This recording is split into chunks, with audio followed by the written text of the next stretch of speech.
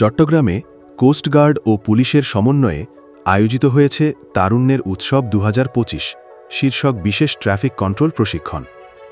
নতুন প্রজন্মকে ট্রাফিক নিয়ন্ত্রণে সচেতন ও দক্ষ করে তোলার লক্ষ্যেই এই ব্যতিক্রমী উদ্যোগ। প্রশিক্ষণে অংশগ্রহণকারীরা যান চলাচল, সড়ক নিরাপত্তা ও জরুরি পরিস্থিতি মোকাবেলার কৌশল শিখেছেন হাতে কলমে। আয়োজকরা জানিয়েছেন, এ ধরনের প্রশিক্ষণ তরুণদের মধ্যে শৃঙ্খলা ও দায়িত্ববোধ জাগিয়ে তুলবে, যা সড়ক নিরাপত্তা নিশ্চিত করতে বড় ভূমিকা রাখবে।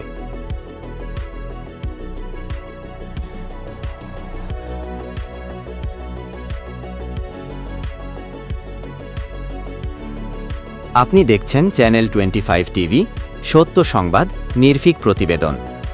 সাবস্ক্রাইব করুন, পাশে থাকুন।